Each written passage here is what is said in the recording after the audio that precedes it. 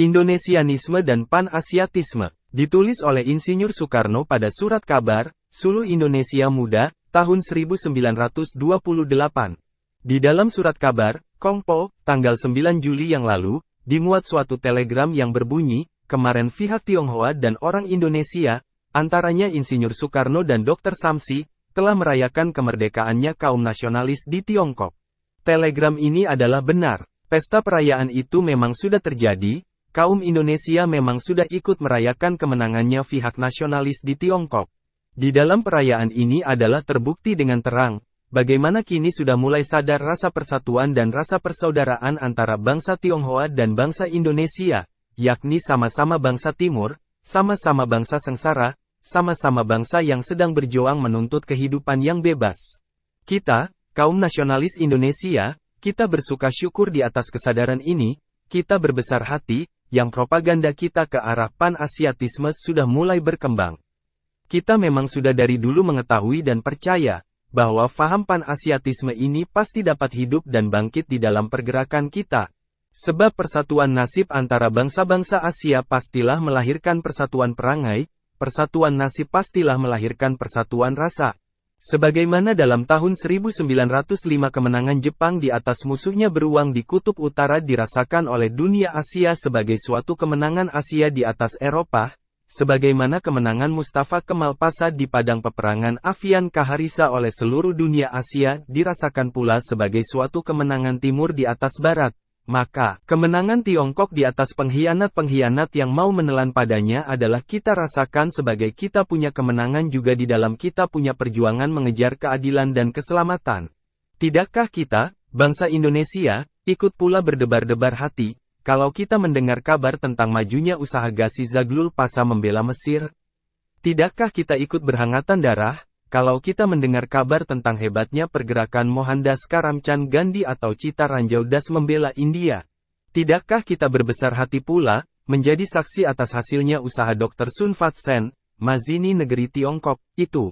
Bahwasanya, bahagia yang melimpahi negeri-negeri Asia yang lain adalah kita rasakan sebagai melimpahi diri kita sendiri, malangnya negeri-negeri itu adalah malangnya negeri kita pula.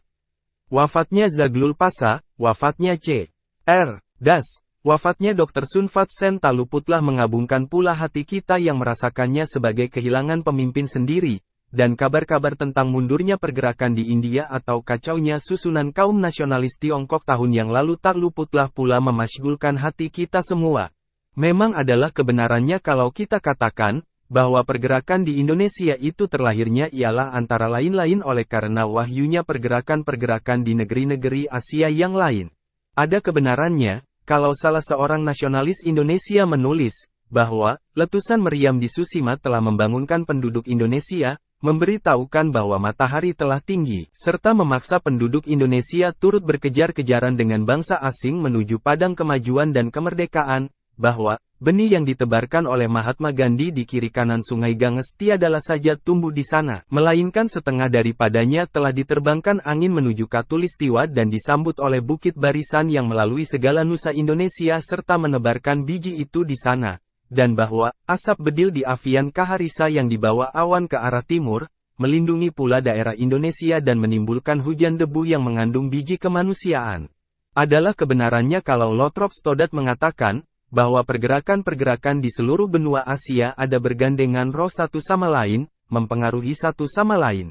Seluruh rakyat Asia, seluruh rakyat kulit berwarna, kata penulis ini, kini oleh keharusan membela diri, yakni oleh insting mempertahankan diri, sudahlah tergabung menjadi satu gabungan perasaan yang kokoh dan bertentangan dengan kekuasaannya bangsa kolonial Eropa, yakni menjadi satu gerakan, satu umat yang menimbun-nimbun kekuatannya untuk menggugurkan segala rintangan-rintangan yang menghalang-halangi padanya di atas jalan ke arah kemajuan dan keselamatan.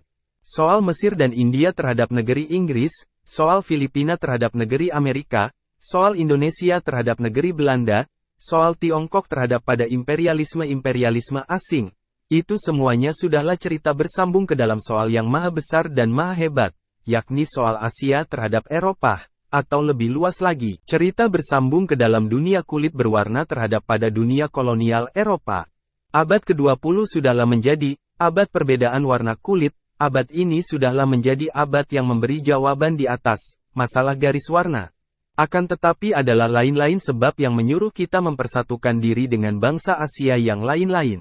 Kita rakyat Indonesia, kita harus insyaf, bahwa sesuatu kekalahan atau kerugian yang diderita oleh imperialisme lain, adalah berarti suatu keuntungan bagi kita, suatu penguatan pendirian bagi kita di dalam kita punya perjuangan yang sukar ini. Kemenangan rakyat Mesir, Tiongkok atau India di atas imperialisme Inggris adalah kemenangan kita, kekalahan mereka adalah kekalahan kita juga. Sebab imperialisme yang sekarang mengaut-aut di negeri kita dan menyeret rakyat kita ke dalam lumpur kesengsaraan, bukanlah imperialisme Belanda saja, bukanlah terpikul oleh modal Belanda saja akan tetapi ialah bersifat internasional. Lebih dari 30% daripada modal yang kini merajalela di negeri kita dan di antara rakyat kita adalah di tangan bangsa asing yang lain, terutama bangsa Inggris. Sehingga bukannya imperialisme Belanda sajalah yang menghalang-halangi kita punya usaha mencari kemerdekaan dan keselamatan, akan tetapi imperialisme-imperialisme yang lain itu juga mempunyai kepentingan di atas kekalnya penjajahan di negeri kita. Imperialisme-imperialisme yang lain itu juga akan ikut bergerak dan berbangkit melepaskan semua tali-tali yang mengikat kita dalam ketidakmerdekaan dan kekalahan. Di dalam usaha kita mencari sinarnya matahari, hendaklah kita tidak saja melawan imperialisme Belanda, akan tetapi hendaklah perlawanan itu diarahkan juga pada mendung-mendung imperialisme lain-lain yang menyurami negeri tumpah darah kita adanya. Di dalam menentang imperialisme Inggris dan lain sebagainya itu, maka rakyat Mesir, rakyat India, rakyat Tiongkok, rakyat Indonesia adalah berhadapan dengan satu musuh, mereka adalah kawan senasib, kawan seusaha, kawan sebarisan, yang perjalanannya harus rapat satu sama lain, rapat menjadi satu umat Asia yang seiman dan senyawa. Jikalau bersama-sama umat Asia ini menjalankan serangannya terhadap benteng imperialisme yang kokoh dan kuat itu, jikalau bersama-sama pada satu ketika semua rakyat Asia itu masing-masing dalam negerinya mengadakan perlawanan yang hebat sebagai gelombang taufan terhadap benteng imperialisme itu, maka tidak boleh tidak, benteng itu pastilah rubuh pula karenanya. Itulah sebabnya, maka kita, kaum pergerakan Indonesia, harus mengulurkan tangan kita ke arah saudara-saudara kita bangsa Asia yang lain-lain. Itulah sebabnya maka kita harus berdiri di atas asas pan-Asiatisme. Imperialisme Inggris, misalnya, adalah musuh Mesir, ia adalah musuh India, ia adalah pula musuh Tiongkok, tetapi ia adalah musuh kita juga. Tapi dapatkah nasionalisme kita itu dihubungkan dengan faham pan-Asiatisme, yakni faham yang melintasi batas-batas negeri tumpah darah kita, faham yang meliputi hampir separuh dunia? Nasionalisme kita bukanlah nasionalisme yang sempit, ia bukanlah nasionalisme yang timbul daripada kesombongan bangsa belaka, ia adalah nasionalisme yang lebar, nasionalisme yang timbul daripada pengetahuan atas susunan dunia dan riwayat, ia bukanlah jingo nasionalisme, atau chauvinisme, dan bukanlah suatu disalin atau tiruan daripada nasionalisme barat. Nasionalisme kita ialah suatu nasionalisme, yang menerima rasa hidupnya sebagai suatu wahyu, dan menjalankan rasa hidupnya itu sebagai suatu bakti. Nasionalisme kita adalah nasionalisme yang di dalam kelebaran dan keluasannya memberi tempat cinta pada lain-lain bangsa, sebagai lebar dan luasnya udara, yang memberi tempat segenap sesuatu yang perlu untuk hidupnya segala hal yang hidup. Nasionalisme kita ialah nasionalisme ketimuran, dan sekali-kali bukanlah nasionalisme kebaratan, yang menurut perkataan C. R. Das adalah suatu nasionalisme yang serang menyerang, suatu nasionalisme yang mengejar keperluan sendiri, suatu nasionalisme perdagangan yang menghitung-hitung untung atau rugi. Nasionalisme kita adalah nasionalisme yang membuat kita menjadi perkakasnya Tuhan, dan membuat kita menjadi hidup di dalam roh, sebagai yang saban-saban dikhotbahkan oleh Bipin Chandra Pal, pemimpin India yang besar itu.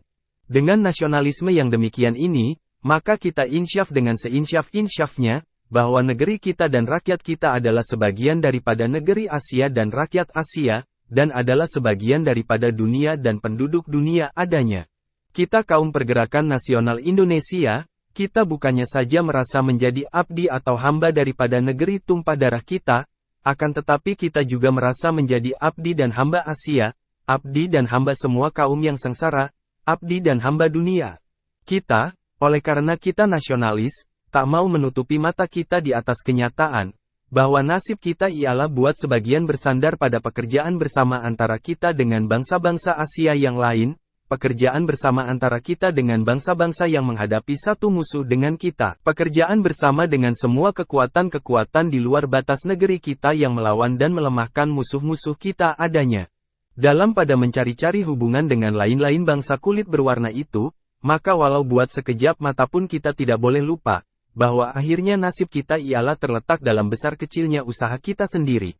Tidak di dalam tangannya bangsa lainlah letaknya hidup matinya bangsa kita, tidak di dalam tangannya bangsa lainlah terdapatnya jawaban atas pertanyaan Indonesia luhur atau Indonesia hancur, melainkan di dalam genggaman kita sendiri. Selama rakyat Indonesia belum menimbun-nimbunkan kekuatannya dan memeras tenaganya sendiri, selama ia belum percaya akan kekuatan dan kebisaan sendiri, selama ia belum menyatakan dengan perbuatan sendiri kebenarannya sabda, Allah tak merubah keadaan sesuatu rakyat, jikalau rakyat itu tak merubah keadaannya itu sendiri. Selama itu, maka ia akan tetap hidup dalam perhambaan dan kenistaan, dan masih jauhlah datangnya hari yang ia akan dapat bertampik sorak, Indonesia selamat, Indonesia merdeka. Pekerjaan bersama dengan bangsa-bangsa Asia yang lain, pekerjaan bersama dengan kekuatan-kekuatan yang melawan musuh-musuh kita juga, hanyalah suatu pencepat, atau suatu katalisator saja daripada datangnya kemerdekaan kita itu.